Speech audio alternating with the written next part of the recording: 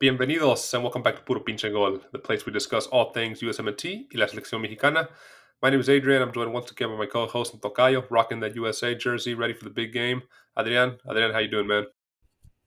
Hey, what's up, dude? Barely awake, to be honest with you, after that match, man. What a whew!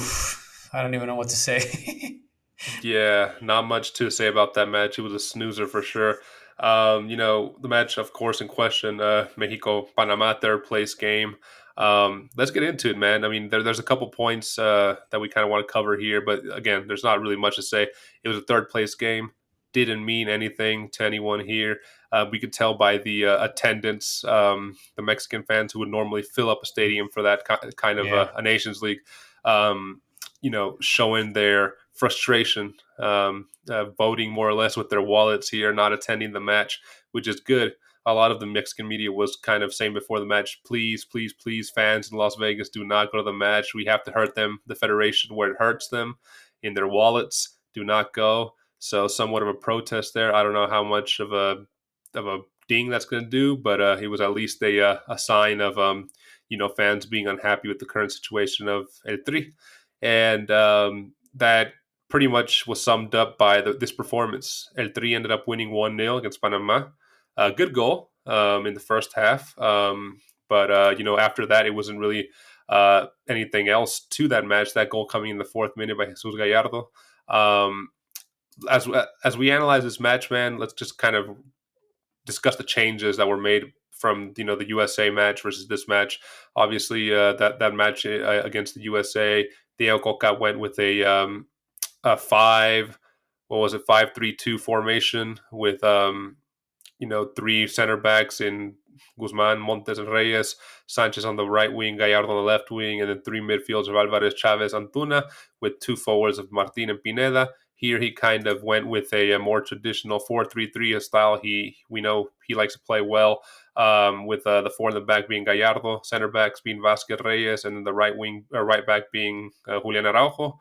3 midfielders being Luis Chavez, Romo, Sanchez, and 3 forwards being Osile Herrera, Antuna, with leading the line santigimenez, who we were hoping would be starting against the USA.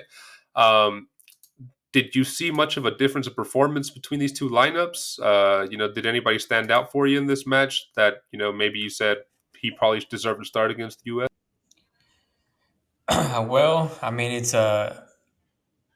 it was a difficult. It was, I guess, it looked like a mix of reactions for me. I do want to say that functionality wise, this team looked better and looked more solid, more cohesive. I looked more comfortable on the pitch than what we saw against the USMNT. I was reading online and also listening to a couple of pundits saying that the players talked to Cocca, and they told him, like, look, man, the the line of 5 is not working for us. We are not comfortable playing that specific lineup, and we haven't even practiced it that much. So we want to go back to 4-3-3. So that's why apparently he made a decision to go back to 4-3-3 for this specific occasion. I mean, but as you mentioned, it's tough to say that some of these players did better than last match. I mean, granted, Panama wasn't necessarily the best opponent when compared to the USMNT, right?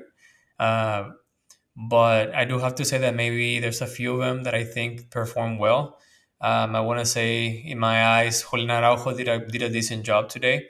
I think it goes to show that he should have been the first option against the USMNT because, defensively speaking, he did a better job um, than Jorge Sanchez.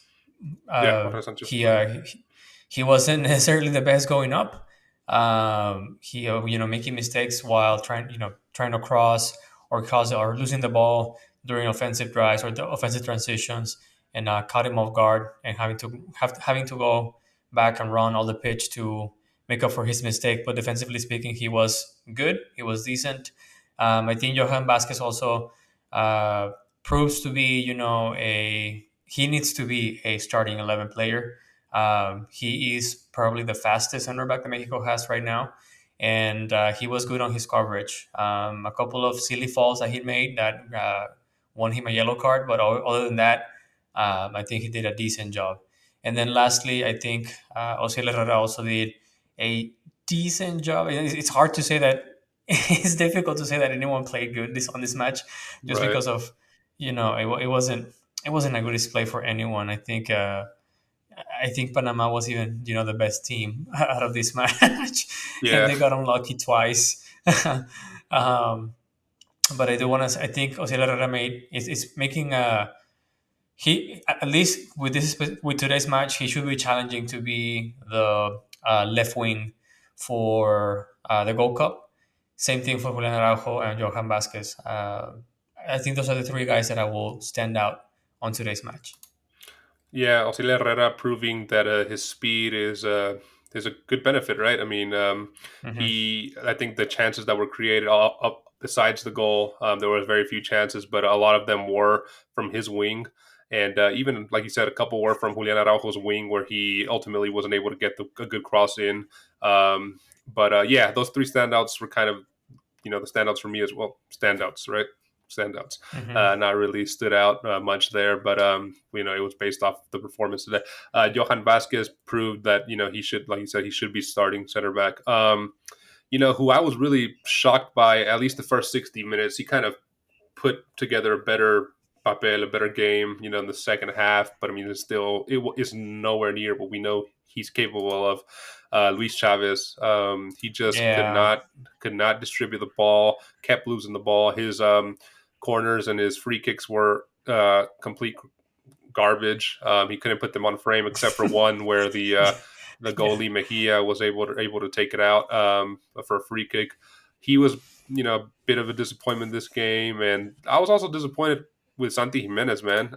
This is the type of yeah, level that he should be dominating at, but it's something that I know we discussed before the episode, right after the match, because we're recording this like right after the match, before the USA match. So it's fresh in our minds. We discussed this for the USA and discussing it now. The lack of midfield, man. It doesn't matter if you put Henry Martin in. It doesn't matter if you put Santigimenez in, Funes Mori in, whatever forward you have, whatever forward you want to put in there.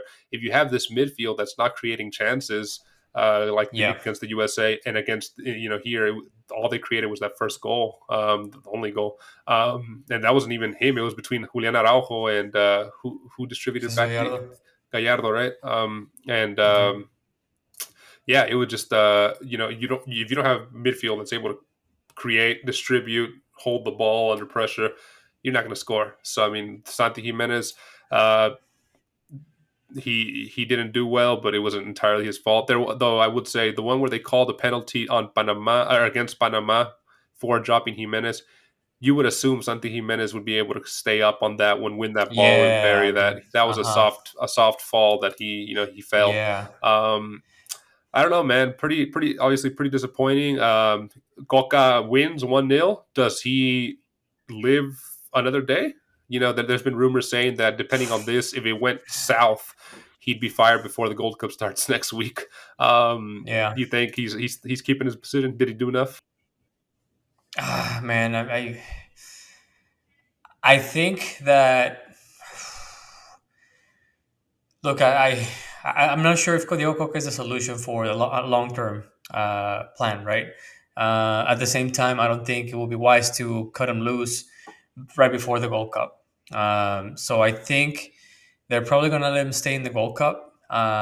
And if he doesn't take the Gold Cup back to Mexico, I think it will be easier for Doña Fede and her sequaces to just chop his head off and move on to the next coach.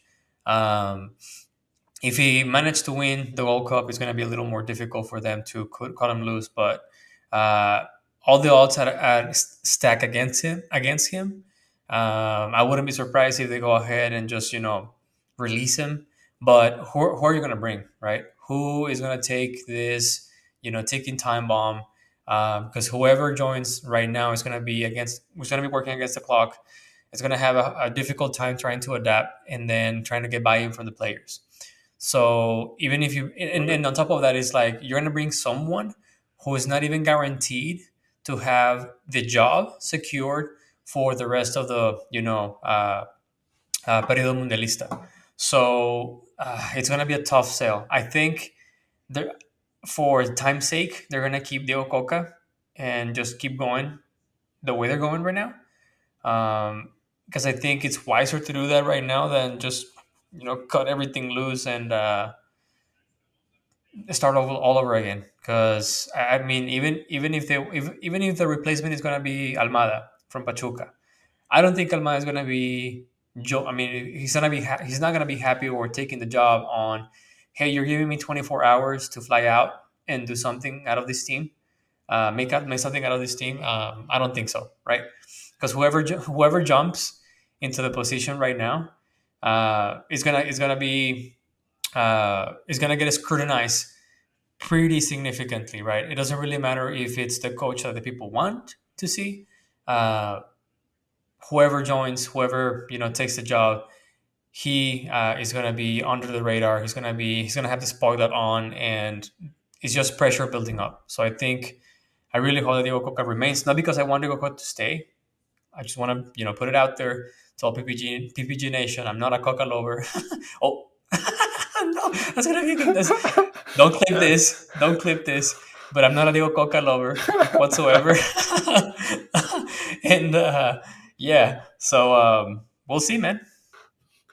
Yeah, man. We'll see for sure. We'll see what happens there. Again, not much to see here. One of the news that dropped between this game was that Alexis Vega is going to be out for the Gold Cup squad. Still yet to be confirmed by the federation, but it's pretty certain now.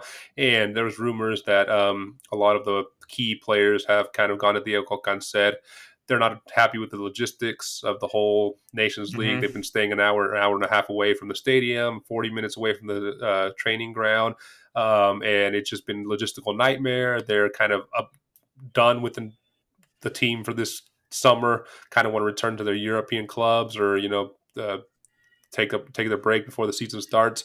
Those names haven't really been dropped as to who's been discussing that, but there's been rumored of kind of a assortment of 3 or 4 players that aren't happy with the situation, kind of just need a break, and are saying we kind of want to get away from the selección right now. So we'll see what happens with that. Adrian, it's looking like the USA Canada match is about to start up here, so let's wrap it up Hmm. here, man. As we conclude this episode, man, where can our listeners find us?